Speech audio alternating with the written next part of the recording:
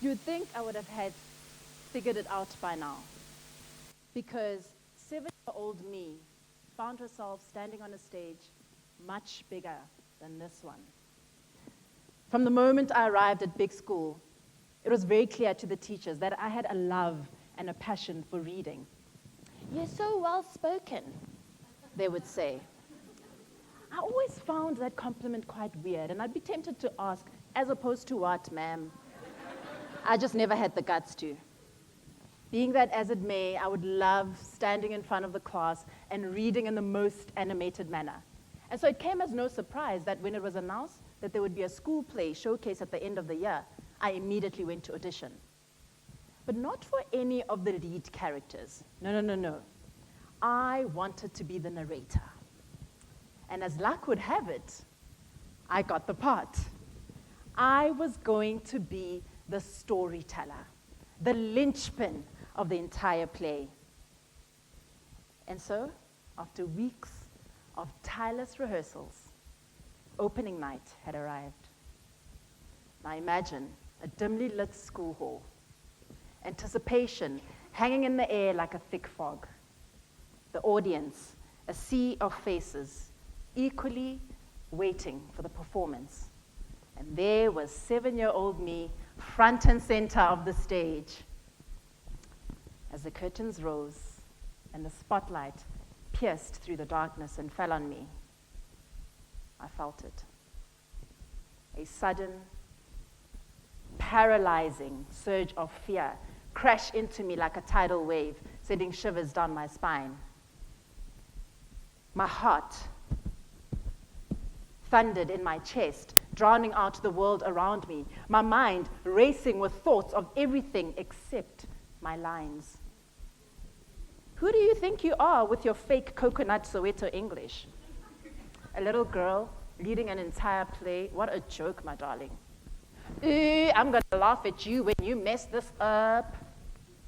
These were all the thoughts racing in my mind. I tried to gasp for air, but it was as if the oxygen had evaporated from the room. I saw nothing but darkness. I heard nothing but the thunderous silence of 1,000 expectations. I felt nothing but paralyzing, debilitating fear. My big night, my big moment, my big dream, it is all over. So what brought on this mental crash, this absolute shutdown? Could it be years of conditioning, generations worth? Or was it society that had groomed me to believe that I simply wasn't good enough? Could it be that there were just all these unrealistic expectations being placed on a small child? Or was there perhaps a past trauma that I had experienced that triggered this fear? No, it was none of these. It was not the world's fault. It was because I was 7 years old, and this was really, really important to me. And guess what? Fear is a part of the deal. I've come to learn that fear is a universal experience deeply ingrained in all of us. Except, of course, if you're my 3-year-old toddler who scales kitchen counters because, well, he's got superpowers. Story for another day. But for the rest of us, fear is deeply ingrained in our biology. Biologically, fear signals threat, something to avoid. In fact, we've been taught and told that we need to get away from it. Don't deal with it. Get away from the fear. Avoidance, in turn, leads to missing opportunities, to evading challenges. And eventually, when everything around you is a threat, it leads to social isolation, professional stagnation, spiritual lethargy, and a general chronic dissatisfaction in life. fear is one of the most powerful forces in our lives. It affects the decisions that we make, the actions that we take, and the outcomes that we ultimately achieve. So fear is very real, but the impact that it has on you, that's entirely up to you. So back to my story. That night, 3 things happened that got me to push past the fear. Firstly, I took a deep breath. Sounds simple, doesn't it? But in that inhale, I found a semblance of control amid the chaos. It grounded me, reminding me that even at age 7, I was still in charge of my destiny. The second thing that happened, I reminded myself of the wins. All the nights I spent at home under the table whilst the family watched TV, I was reading. All those, "You're so well spoken," weird compliments. All the weeks leading up to opening night, all of those anchored me in my truth. And the third thing that happened, when I looked out into the audience and saw the sea of expectant faces, I realized that I wasn't alone in my fear. Each person a reflection of their own fears, their own anxieties, their own hopes. We were all united by our shared humanity.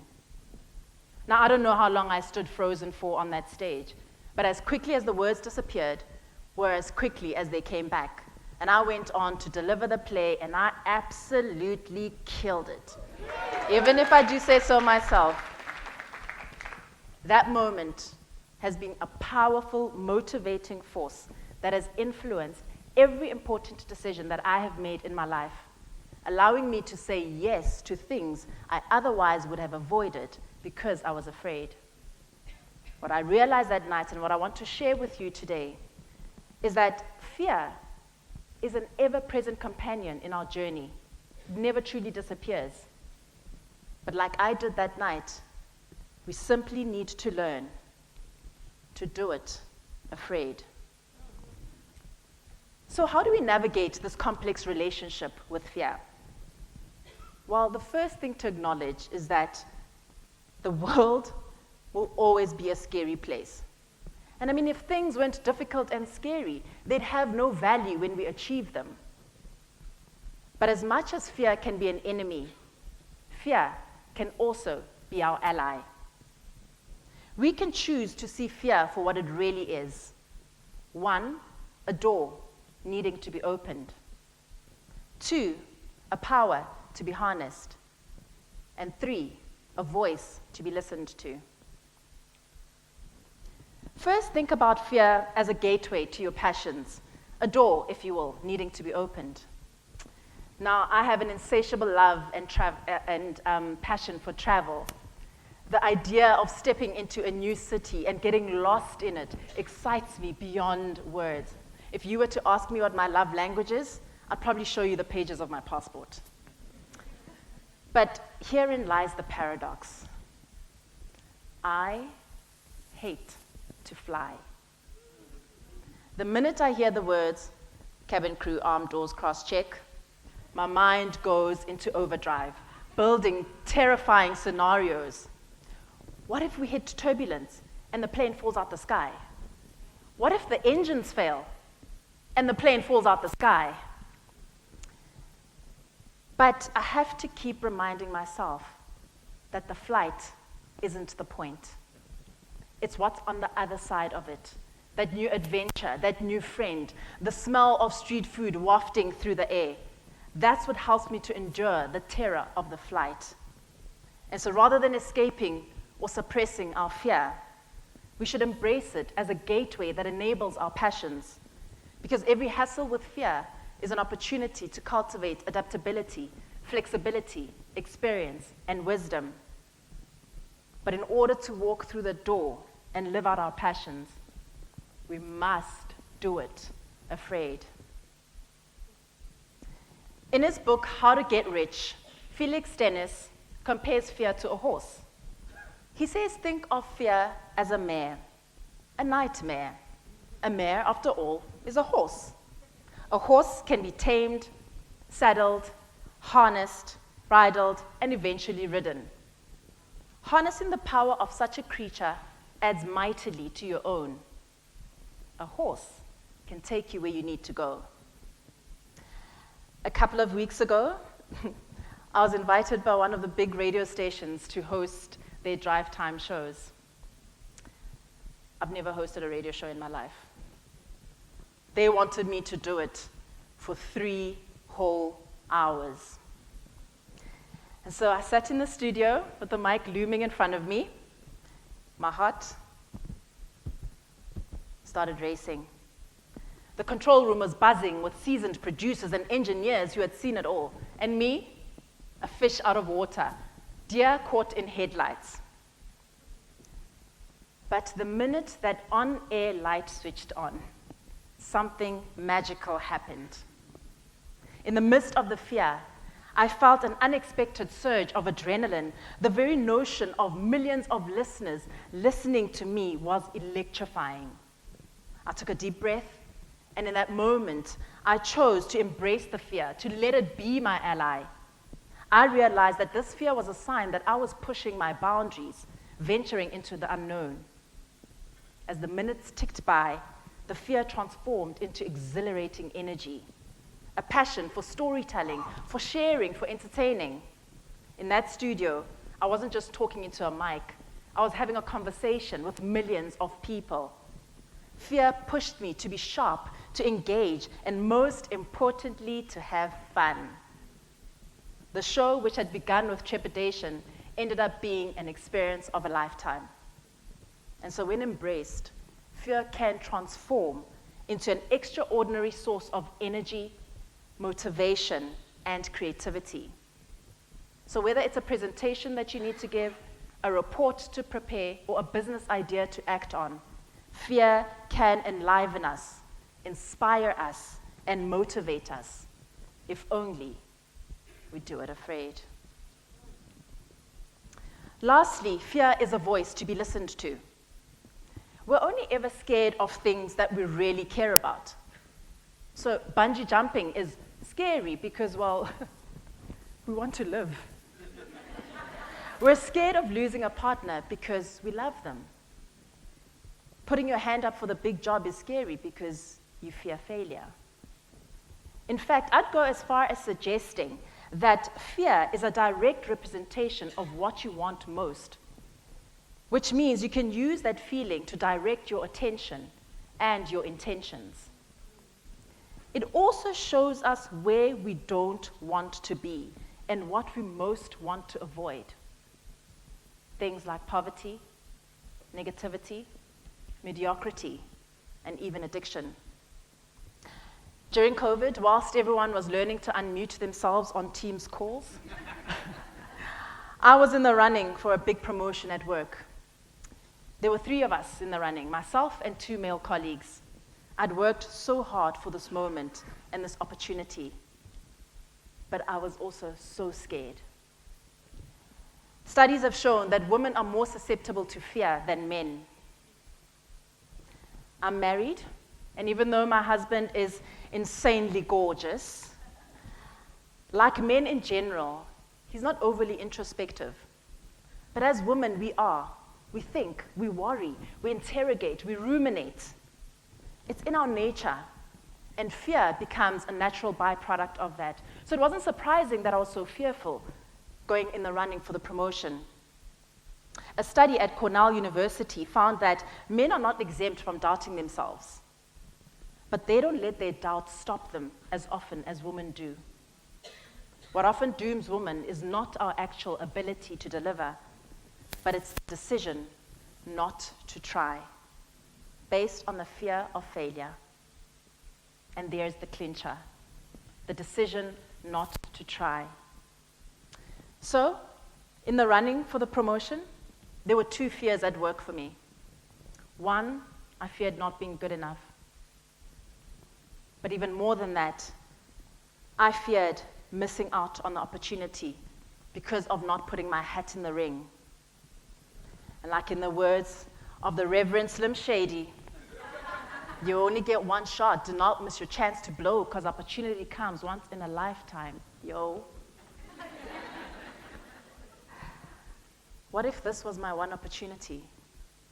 If I didn't grab it, would I be relegated to a life of mediocrity? In the end, I realized that unless I overcame my limiting beliefs, I would be relegated to a life of being average. And that thought petrified me.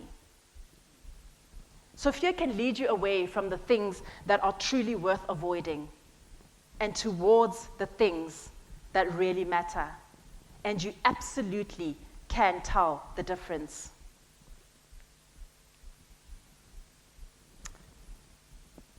Now, important to understand is that the world is not getting any easier or less scary. Fear is simply a part of the deal. And although fear shows up differently for all of us, remember that fear is a door with something amazing waiting on the other side. Open it. Fear can be a powerful motivator and source of energy. Use it. And fear can show you the direction you intrinsically want to be heading in. Follow it. Now, I've come a long way since I was 7 years old. The choice I made back then is the reason that I'm able to live out my purpose fully. It has enabled me to pursue my passions fearlessly. And it has empowered me to build a profession that energizes me daily. The choice I made back then is the reason that I can stand on a TED stage in front of you today and live out my dream, even with my knees rattling. I left home and I said I'm going to do it afraid. And I did. What will you do afraid? Thank you.